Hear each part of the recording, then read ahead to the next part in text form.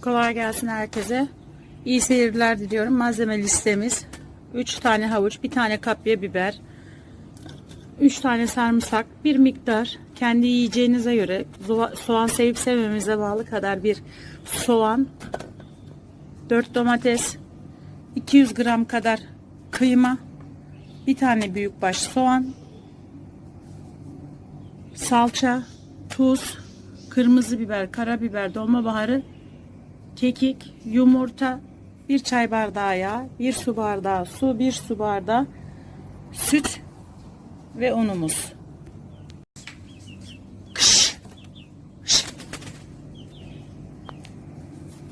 1,5 su bardağı kadar unumuzu, hatta 2 bardak kadar unumuzu koyduk. Çünkü bir beze yapacağım. Çok yapmayacağım. Eğer siz çok yapacaksanız malzeme miktarlarını kendinize göre azaltıp çoğaltabilirsiniz.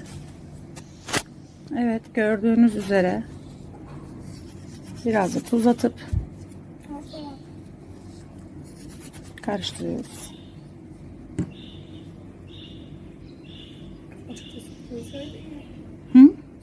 Koyacağım.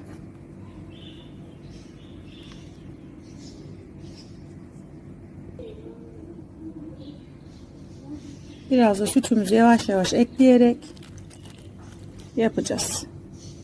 Herkes kendisine bir yapacağım malzemeye göre. Ben bir beze yapacağım. O yüzden bir bezeye göre yapıyorum. Yavaş yavaş bakın alarak havuzumuzun içinde böyle hamurumuzu yapmaya çalışıyoruz. Yavaş yavaş. Bir dakika. Evet, sütümüzü gördüğünüz üzere yavaş yavaş ekleye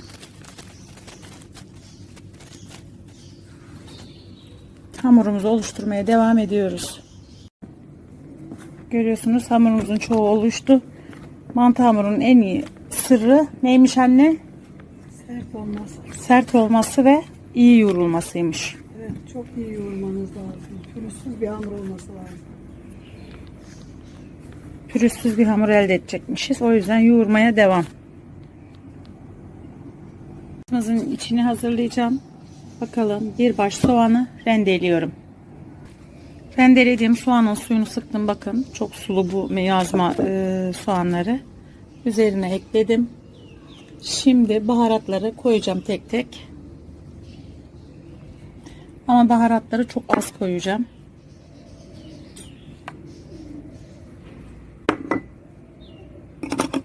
Şöyle bir çimçik tuz. Herkes kendi yemek zevkine göre baharatları koysun lütfen.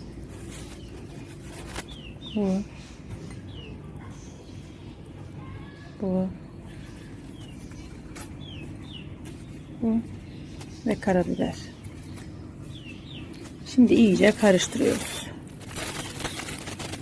Bu şekilde karıştırarak birbirlerine özdeşleşecekler.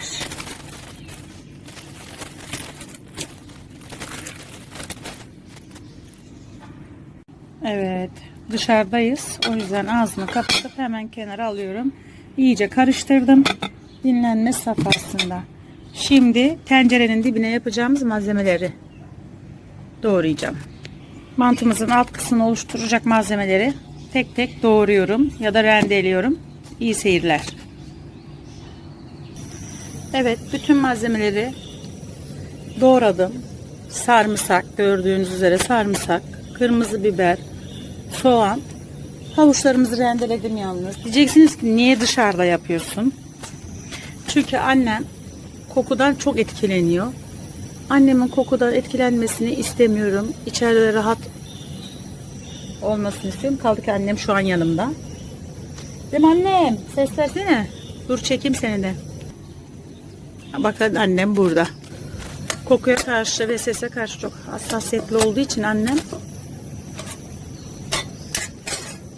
bu şekilde bir bardak yağını da koyduk. Kavrulacak. Ben diğer malzemeleri hazırlayana kadar domateslerimi rendeliyorum şimdi.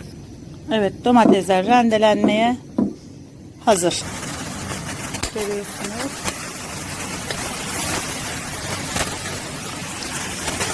Nasıl da pembeleşti.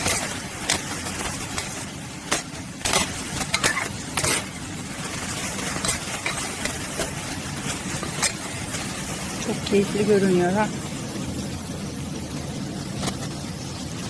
Şimdi rendelediğimiz domatesleri de koyuyoruz.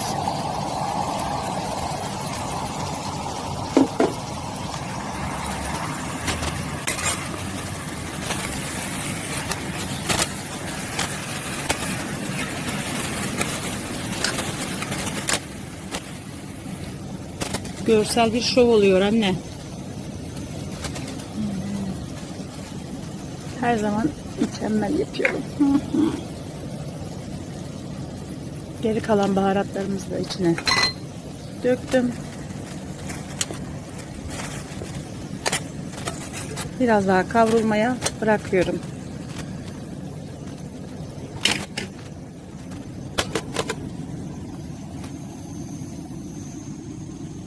Evet. Bir taşırım.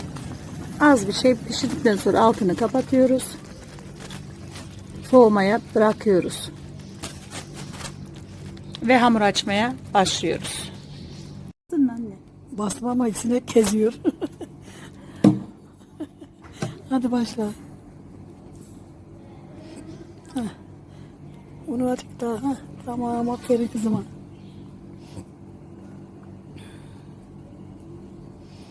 Hadi bakalım. Yavaş. Durdurur musun?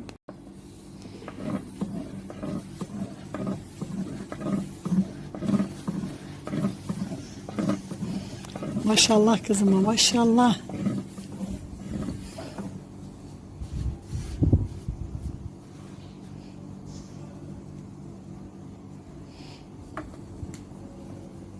Biraz daha büyüttü öyle.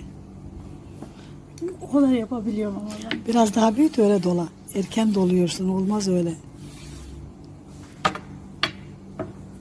Hah, çevir çevir çevir.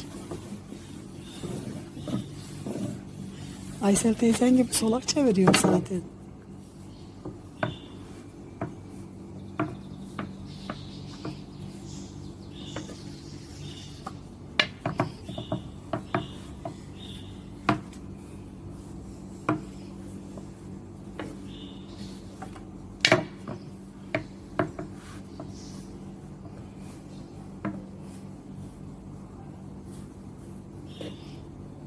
Onu şu şeyin içine atıver ya da üstüne at. Tamam, durdur. Durdurayım mı? Hı.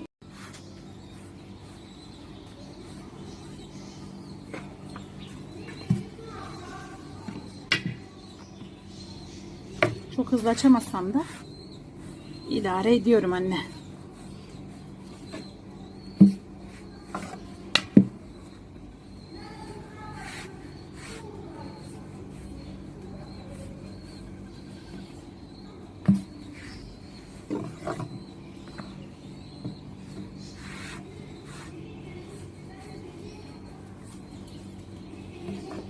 Güzel açtın, güzel, ellerine sağlık.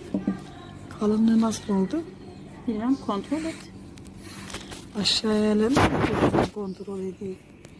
Yukarı tut bak.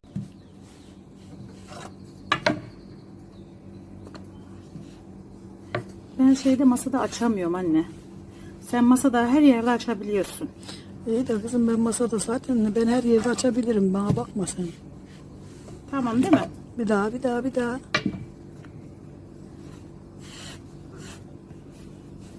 Annem izin verse su böreği yapacağım size. Annemin sevgili seyircileri. He. Annem izin vermiyor. Tamam. Bardak burada bak. Tamam.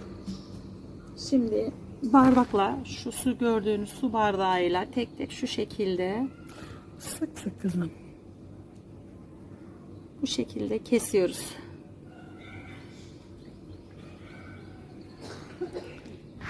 Kes kes kes. Videoyu kes anne. Açtım, hadi bakalım. Bakın sevgili izleyicilerim, benim kızım güzel kesiyor. Maşallah maşallah. Ben de sandalyeye oturdum. Ona azıcık kameramanlık yapayım dedim.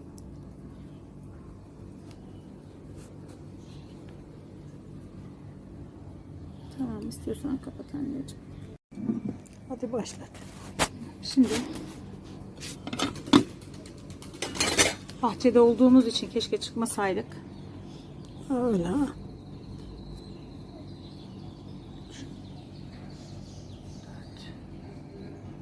Tamam 5 tane yeter. Bastır. Ortalarına öyle bastır. İyice bastır. Sadece parmağınla değil her yerine bastır ya. Tamam. Sen de kenarına koyuver ha öyle. Ha. Az mı çok mu koydum bilemedim. Yok yok iyi. Çok fazla da koyma, çok az da koyma.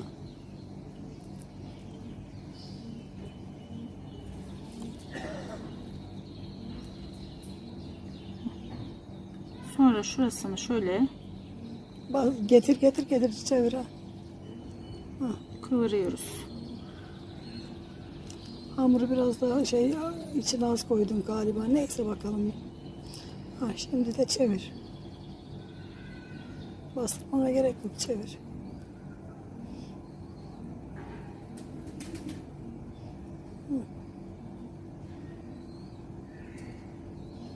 Evet, çok güzel oldu. Eline sağlık. Altını da gösterelim. Görüyorlar, görüyorlar. Kendisi de böyle.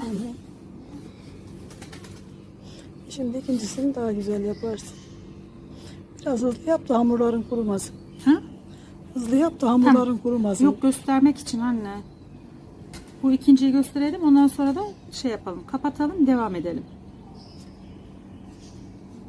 İçini çok koyacağım bu sefer. Ha, içine biraz daha fazla koy.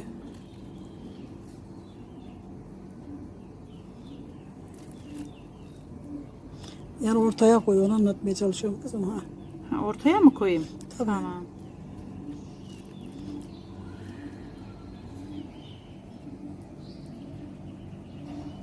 Aşağı elip yakından çekemiyor.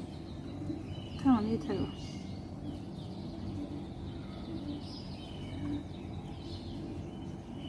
Bak, ikincisini hızlı yaptım. Tamam.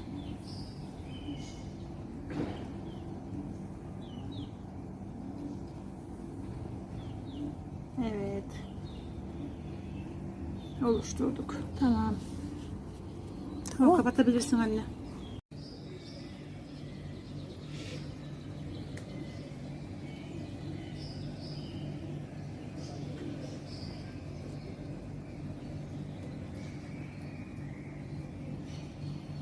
Evet, yaptığımız harcın içine güzelce oturtuyorum. Seyrek koy. Hı hı. Şöyle yani. Tamam. Tam olacak. Evet. Bu şekilde koymaya devam ediyoruz. Evet, görüyorsunuz salçamızı da böyle içine koyduk ve eritiyoruz.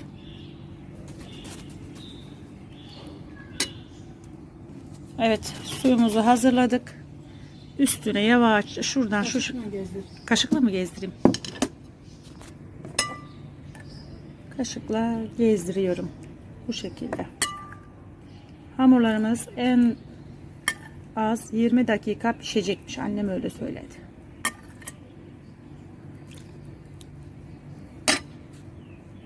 Evet. Şimdi ocağa gidecek. En az 20 dakika pişecek.